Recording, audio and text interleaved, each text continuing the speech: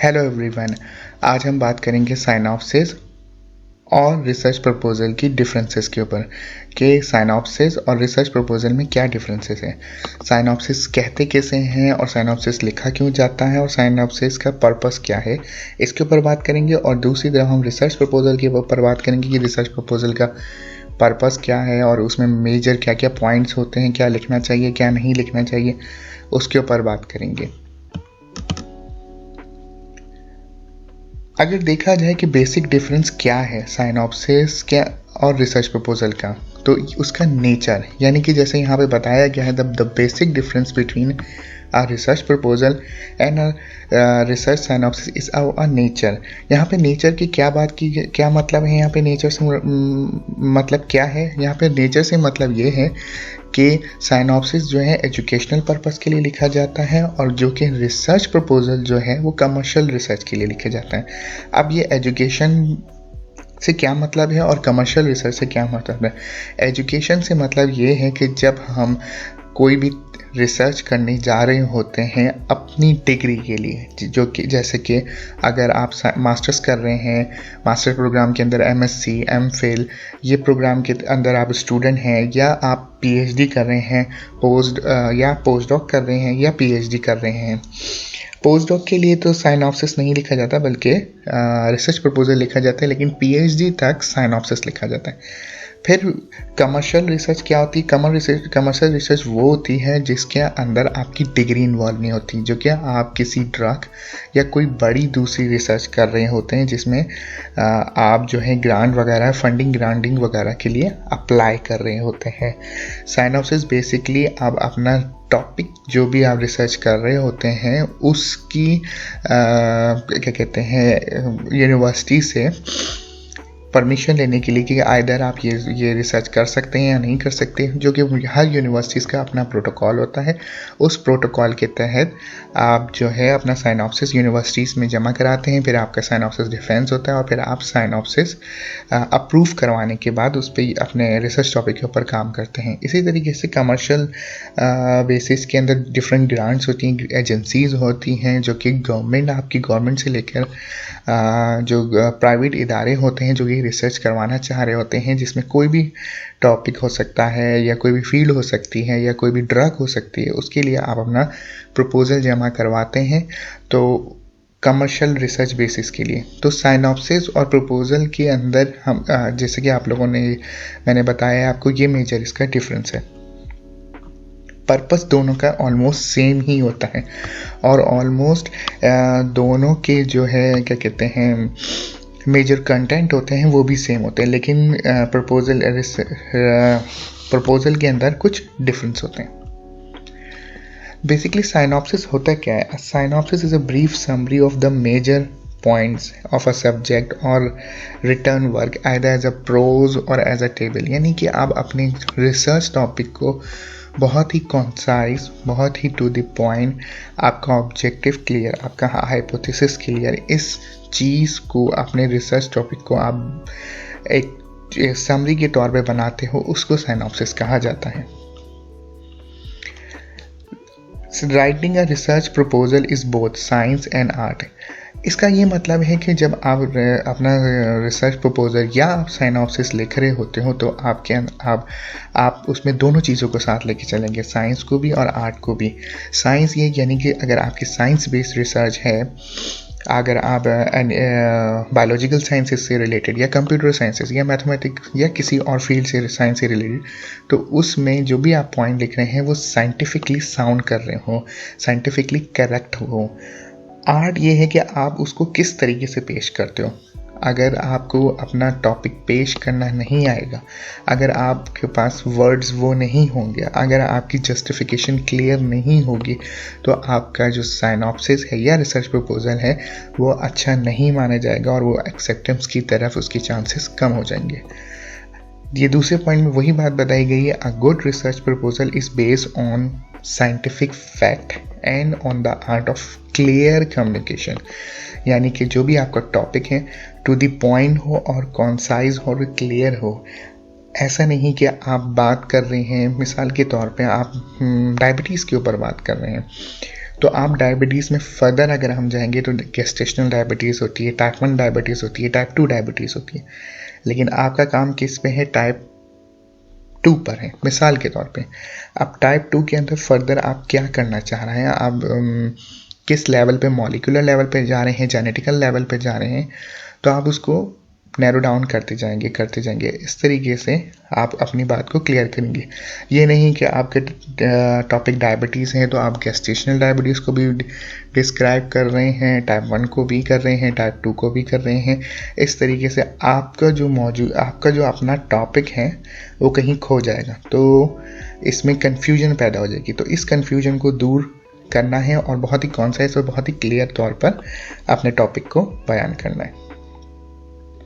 Writing a formal research proposal should be started by the time on has decided on the topic for the study। यानी कि इसका मतलब है कि जब भी आपने कोई भी रिसर्च टॉपिक अपना ढूंढ लिया तो आप उसको अब उसी टाइम से अपनी एक नोटबुक बना लें और अपना क्या कहते हैं, लैपटॉप के अंदर अपना फोल्डर बना लें और आप उससे टॉपिक से रिलेटेड आप अपनी चीज़ें गैदर करते जाएं और उसको राइट डाउन करते जाएं कि हाँ मुझे इस पॉइंट पे या मेरा ऑब्जेक्टिव ये है तो मुझे इसके ऊपर काम करना है। तो आप डे 1 से उस पर काम करना है, फर्जी काम ना करें, आप उस पर प्रैक्टिकली भी काम करें और हर चीज़ को नोट डाउन, जो कि रिसर्च की बेसिक रूल है कि आप जो भी काम करेंगे उसको नोट डाउन ज़रूर करना है। ये साइनॉप्सिस और रिसर्च प्रपोजल के मेजर कंटेंट हैं, जिसमें objective, abstract, introduction, background, review of literature, methodology, time frame and work, schedule, ज्ञान chart, personal need, available facilities, ये सारे इसके, एंड बजट, ये इसके सारे पॉइंट्स हैं। ये जो कि साइनॉप्सिस के अंदर और रिसर्च प्रपोजल के अंदर, बोथ के अंदर होते हैं। लेकिन ये जो आखिर के 3 पॉइंट हैं, जिसमें personal needed, facilities needed and budget, ये ज़्यादातर हम प्रपोजल के अंदर इस पॉइंट को हाईलाइट करते हैं या इस पॉइंट को देते हैं।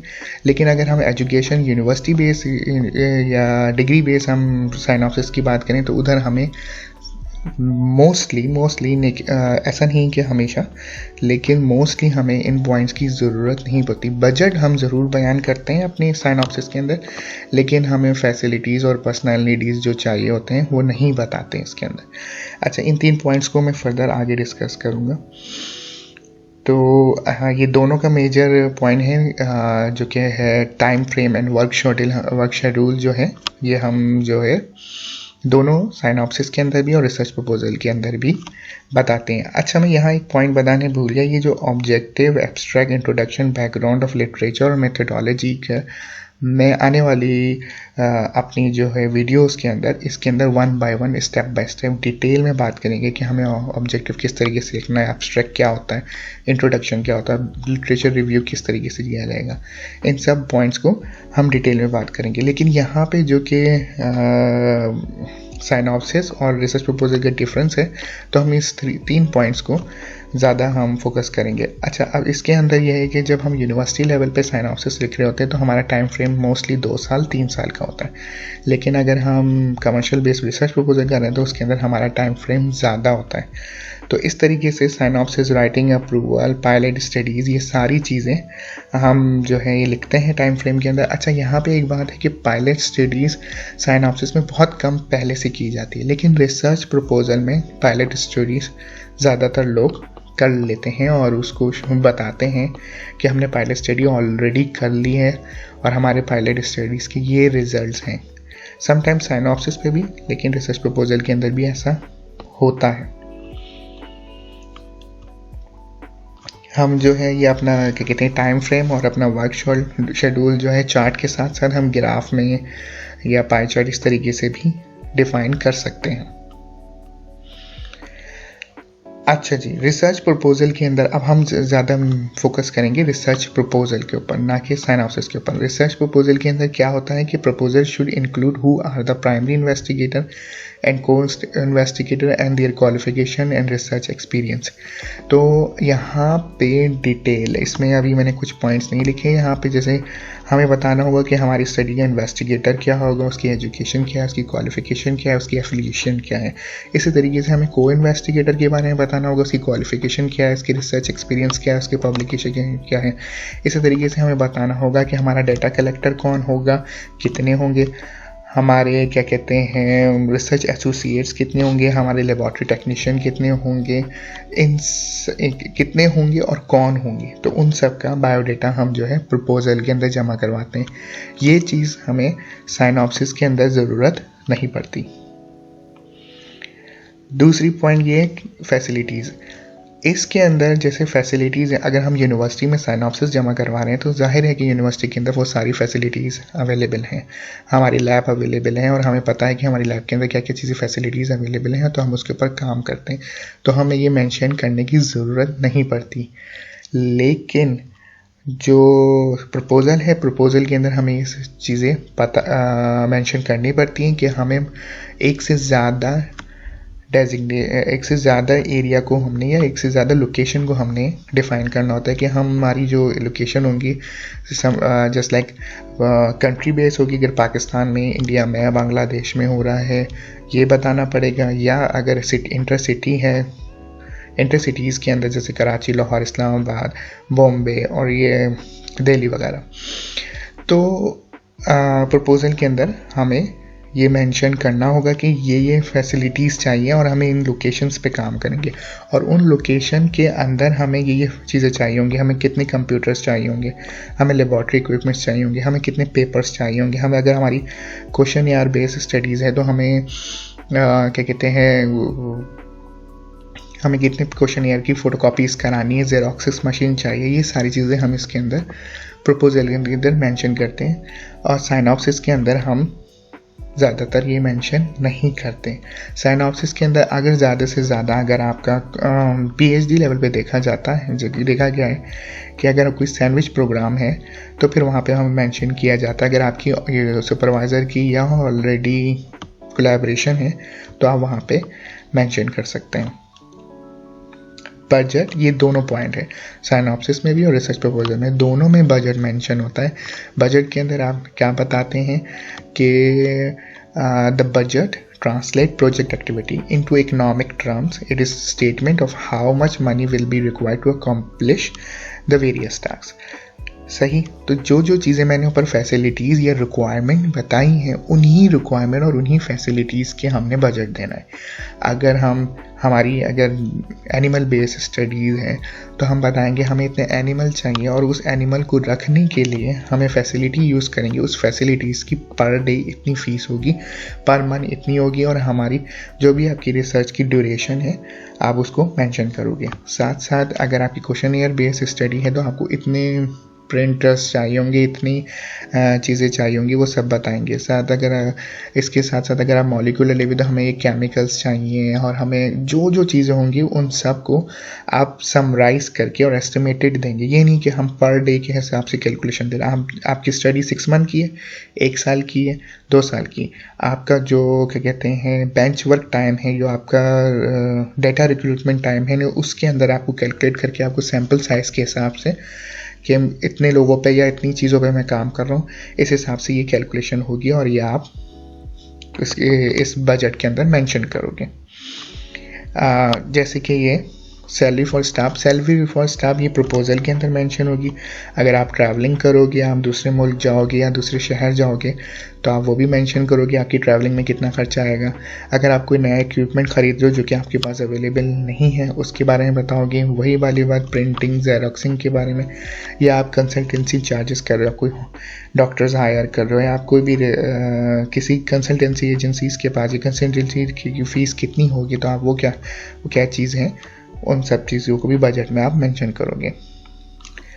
So final note is project work can be frustrating, hence the need for a personal interest. Your personal interest will be a motivation. Project will be funded by you. अगर आपका interest आपकी research के अंदर नहीं होगा तो आप research नहीं कर पाओगे। तो हमेशा मोटिवेटेड रहना है और हमेशा कि ये काम आप कर सकते हो। ज़रूर अगर मैं स्टूडेंट्स जो कर रहे हैं उनको मैं बेस्ट ऑफ लक कहूँगा और ज़रूर कहूँगा कि अपने सुपरवाइज़र के एग्रीमेंट के साथ जो भी आप प्रोजेक्ट करना चाह रहे हैं आप उसको करें और अपनी एरिया ऑफ इंटरेस्ट सुपरवाइज़र से डिस्कस करें। अगर आपके पास वो फैसिलिटीज़ अवेलेबल है तो वो प्रोजेक्ट आप जो है स्टार्ट करें। थैंक यू, और सब्सक्राइब ज़रूर करेगा मेरे चैनल को, और आने वाली वीडियो के लिए बेल आइकॉन को भी ज़रूर दबाएगा जिससे आपको नोटिफिकेशन मिल जाए। Thank you so much.